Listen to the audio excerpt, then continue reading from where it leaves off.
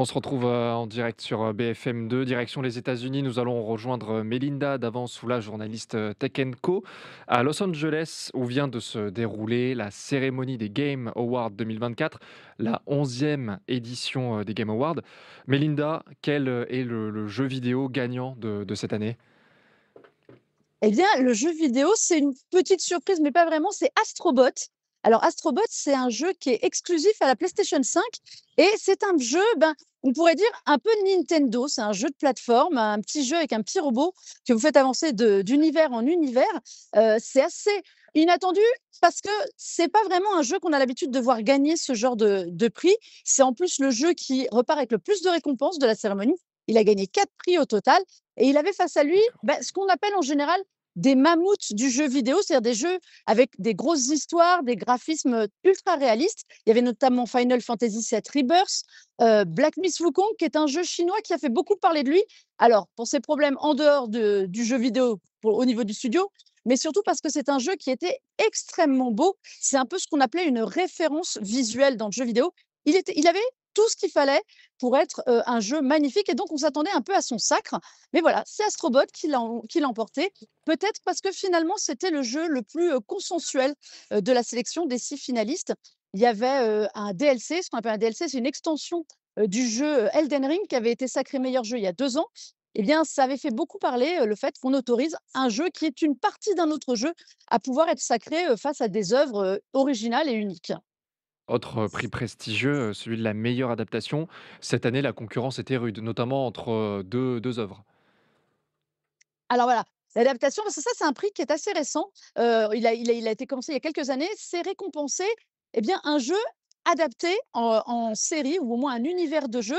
Il y avait 2 très, très gros favoris. Il y avait Arcane, qui l'a déjà eu pour sa saison 1, qui est tiré de l'univers de League of Legends et il y avait Fallout, la série, qu'on a pu voir sur, Prime Video, qui est une série tirée d'un autre jeu qui est un jeu, Bethesda, cette fois et qui est une série, eh bien, plutôt en prise de vue, réelle. Eh bien, c'est Fallout qui a gagné. On s'attendait à Arcane. Nous, on aurait bien aimé un petit cocorico français pour Eh le oui. studio Fortiche. Mais voilà, malheureusement, il y avait Fallout. Fallout a fait un tabac un peu partout dans le monde. Alors peut-être que Arcane est sorti un peu tard, parce que vous savez, pour être nommé aux Game Awards, il faut être sorti entre le 15 novembre d'une année et le 15 novembre de l'année suivante. Et Arcane, eh bien, il vient juste d'arriver. Donc peut-être que tout le monde n'avait pas eu le temps de le voir avant de voter. En tout cas, ben voilà, c'est Fallout. C'était vraiment entre ces 2 là, il y avait vraiment pas photo. Ce serait, voilà, on aurait bien aimé Arcane, mais Arcane l'a déjà eu, voilà. On en donne un petit peu aux autres, ce sera Fallout cette année. Autre, au niveau des autres récompenses, des jeux qui ont pu être récompensés, ce soir, est-ce qu'il y en a certains qui ont créé la surprise, qui étaient un peu inattendus?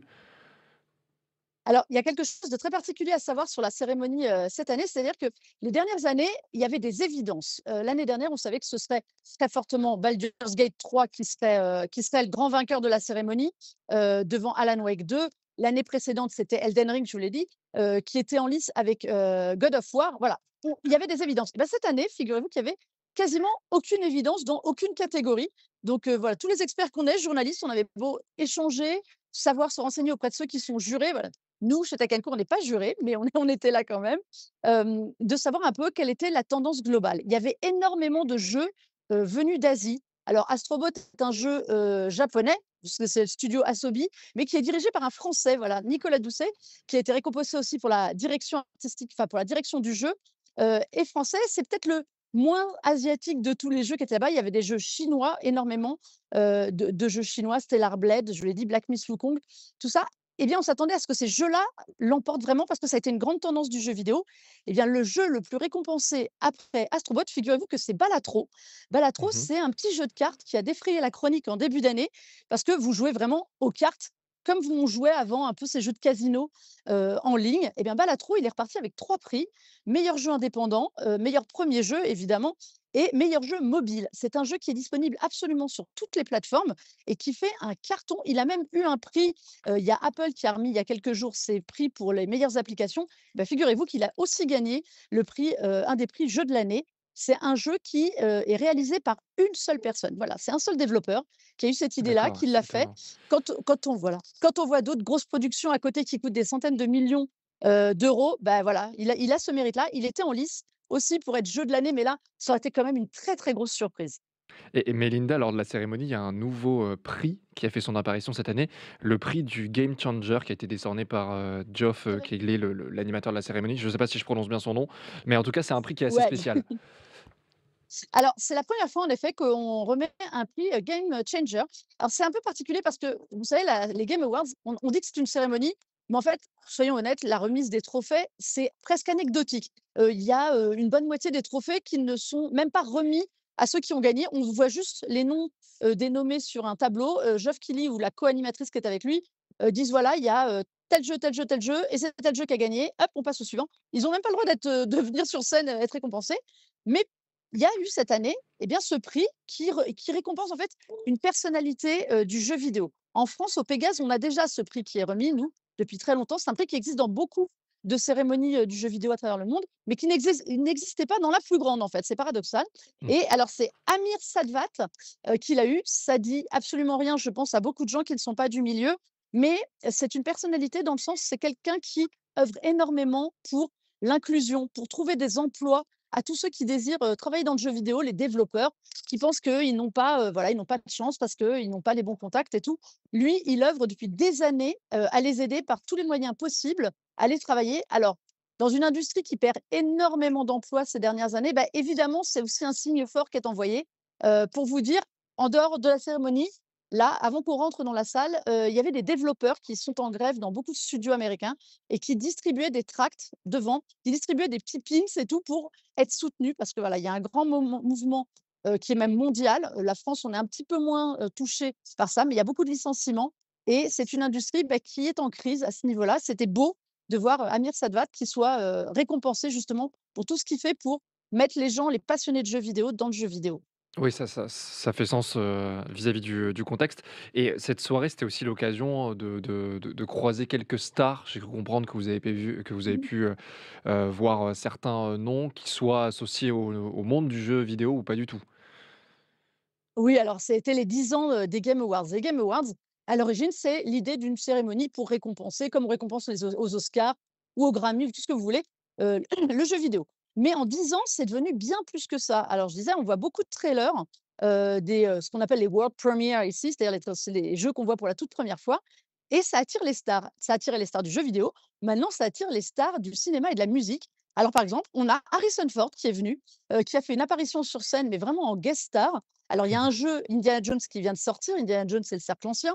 Donc, on avait Todd Howard, qui est le producteur du jeu, et Troy Baker, qui fait la voix anglaise. Alors, nous, on ne l'a pas en France, mais c'est lui qui incarne, et physiquement et au niveau de la voix, Harrison Ford. En fait, Indiana Jones dans le jeu avec la tête d'Harrison Ford. Il est extrêmement bluffant en anglais.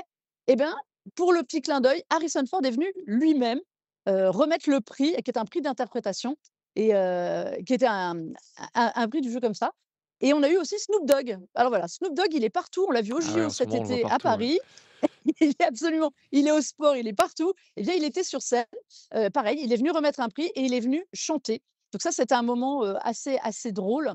On a eu Aaron Paul aussi qui est venu, pour ceux qui ont vu Breaking Bad, Mmh. voilà, vous vous en souviendrez, Jesse de Breaking Bad, il était sur scène.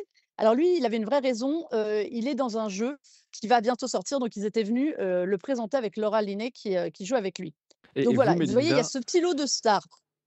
et vous Oui? et vous, Mélinda, votre pépite de la soirée, le jeu vidéo que vous retiendrez, que ce soit des sorties ou, des jeux vidéo gagnants, ce serait lequel? Ah oui! Alors alors moi, j'ai un petit coup de cœur, qui est pour un jeu qui s'appelle, Split Fiction. Alors pour ceux qui se souviennent de It Takes Two, qui est un jeu qui avait été sacré ici, jeu de l'année aussi, qui est un jeu, qu'on appelle, coopératif de canapé. C'est-à-dire que vous jouez à 2 vraiment sur votre canapé, un peu à l'ancienne. C'est un genre qui tend complètement à disparaître. Alors c'est un peu dommage parce que quand on a des enfants, quand on a des amis et qu'on veut jouer chez soi sans jouer en ligne, il y a pratiquement plus de jeux. Il y a un studio qui est un grand spécialiste, qui s'appelle Light Studio. Le studio qui avait fait It Takes Two, qui avait fait A Way Out et qui là a OK. présenté un nouveau jeu, Split Fiction. On peut y jouer à 2 en même temps. Vous jouez dans 2 univers parallèles, un qui est un milieu de fantasy, un qui est un milieu de science-fiction et on bascule de l'un à l'autre, au gré des personnages qu'on incarne. Moi, c'est mon petit coup de cœur. En plus, j'ai eu la chance, j'ai pu y jouer avant la cérémonie, avant que tout le monde le découvre. C'était mon petit privilège à moi. J'ai pu jouer avec Joseph Fares, qui est le créateur du jeu Et donc c'est pour ça, je c'est un jeu, je pense, qui va avoir son petit succès aussi. Il est très bien écrit, il est très touchant, puis surtout, voilà, c'est la joie de pouvoir, jouer ensemble, se fâcher si on veut, mais au moins réfléchir stratégiquement ensemble et ça manque vraiment. Bah, merci Mélinda, pour ces explications. Bonne fin de séjour, à Los Angeles Voilà, et on se retrouve, très vite nous de notre côté pour un nouveau direct sur BFM2.